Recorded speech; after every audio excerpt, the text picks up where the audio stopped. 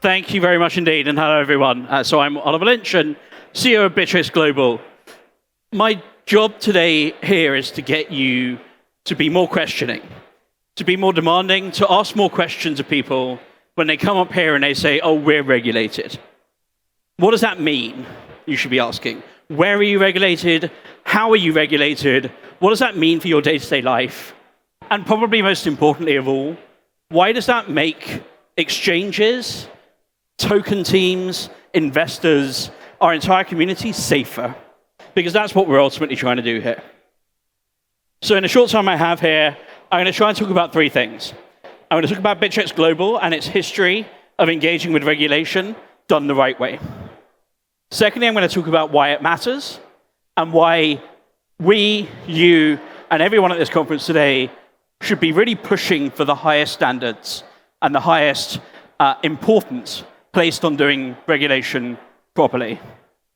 And then thirdly, I'm going to try and indicate the sort of things that you should be looking for when someone says they're regulated, the sort of questions you should be asking to test whether that's really true. So when Bittrex Global, or Bittrex, was first set up back in 2012, we were set up based on three pillars of belief: security, innovation, and regulation. So security and innovation have always been kind of uncontroversial, although some have been more successful than others at doing it. But regulation back in 2012, 2013 was hugely controversial, right? Nobody, more or less, was out there saying that crypto should be regulated. We back then got people telling us that we were ruining crypto. Our founders got death threats from people saying, getting governments involved, getting regulators involved is anathema to everything crypto is about. Nowadays, though, everyone comes up here. Everyone on this stage, we've heard it today, we've heard it on the other stages, we hear it at conferences around the world. Everyone says, oh yeah, we're regulated, we believe in regulation, we're doing it properly. So what's happened? Well, one of two things has happened. Have these people had a massive Damascene conversion and genuinely now believe that they were wrong in the past and that regulation is the way forward? Well, like some of them, sure, and when that happens, we think that's great. And every time we engage with a new token team or a new set of investors or a new platform that is doing regulation the real way, the proper way, we delight in that because we see that as a vindication of our vision for what crypto should be as a mature, sophisticated, grown-up, legitimate investment.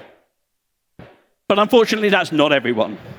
Unfortunately, there are a lot of people, a lot of exchanges, a lot of token teams, and a lot of countries who are wrapping themselves in the language of regulation for the quick buck, to stick something in their trophy cabinet, to get a couple of media headlines, so they can say, well, we're regulated, we're basically the same as Bittrex Global, so come invest with us, or come put your trust in us. They're not willing to put in the hard yards to actually make it work, the reality of what it means to be regulated, in the way that Bittrex Global has been since day one. So why does this matter? Well, it matters because it's your vision of what crypto can mean, what it does mean, and what it can mean in the future.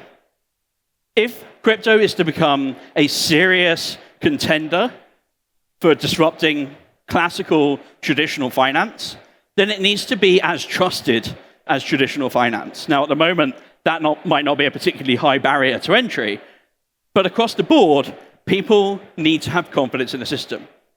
Right? So let's look at retail investors. Me, my sister, my mum. If we want to invest in crypto, there's a hell of a lot of information out there, but not a lot that you know you can trust.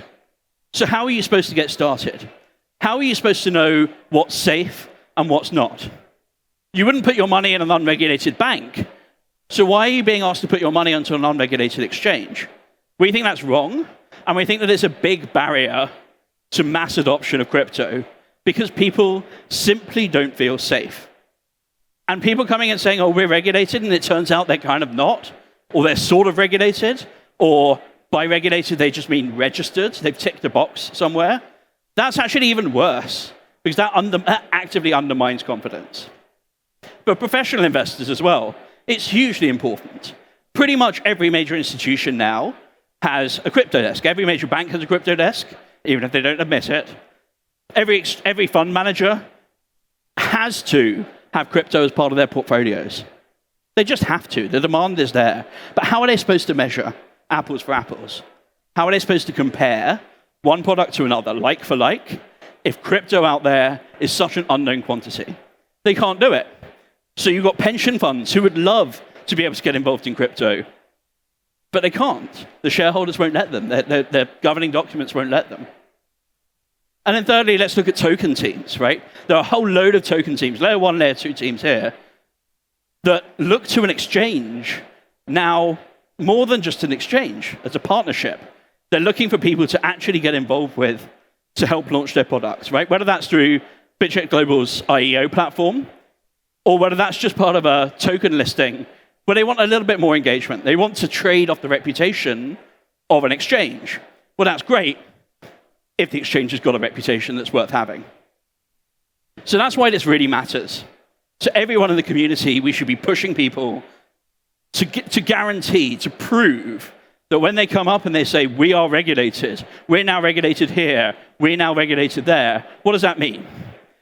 Well, let me explain to you where Bittrex Global is regulated and why, and then what you should be looking for within that, what kind of questions you should be asking. So Bittrex Global is regulated in Europe, in Liechtenstein, and it's regulated in Bermuda. Liechtenstein, used to EU regulation, sophisticated regulator, genuine embracement of the crypto at an early stage. Bermuda, British overseas territory, used to sophisticated, extremely complex regulation, especially in the insurance sector, embraced crypto at an early stage. So I'll get you to ask a few main questions. Firstly, what does it mean when you say regulated? Secondly, how did you become regulated? And what does that mean on an ongoing basis? And thirdly, what standards are you applying? So when we say regulated, what does that actually mean? At its best, done most sophisticatedly, being regulated means dealing with the essence of what crypto is. When I transfer a token to you, and you transfer a token to me, what is happening? What rights have been transferred? What kind of property is that I've managed to send to you? Because if I have a legal system or a jurisdiction that hasn't tackled that problem, it's worth nothing. It's worth not even the paper that it's not even written on, right? Because I don't know what I'm getting, and I don't know what I'm giving, and if it all goes wrong, I'm left with nothing. So the very first thing that any genuine crypto exchange operating in a jurisdiction that wants to do it properly needs to be asking is, have you figured out what crypto is? And this is where a few countries have come unstuck, because there's a tendency to try and shoehorn crypto into existing categories. Oh, it's a bit like a security. They'll say, oh, it's a bit like a commodity. The truth is it's kind of a mix of everything, but it's its own new category. And the best countries are the ones that have embraced that and have dealt with that properly. So that's what it means to be regulated.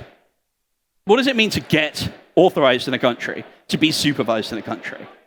Well, the first thing to note is when I speak to investors, or I speak to governments, or I speak to regulators, if the first thing they say to me is, oh, you should come get regulated here, it's real easy, that's a huge red flag to me. It shouldn't be easy. It should be damn difficult, because millions of people are relying on that certification to be able to trust the institution. So if you want to make it easy in terms of process, great. Like, no one likes unnecessarily convoluted processes. Actually, that's not true. I spent 10 years working at a law firm doing regulation before that. There's exactly one category of people that likes overly complicated legal processes, and that's the lawyers. The rest of us, we're happy for there to be a quick path to getting regulated, but it needs to be difficult. The regulators need to ask questions. They need to examine your business plan. They need to check that you're applying standards, not just on paper, but in reality.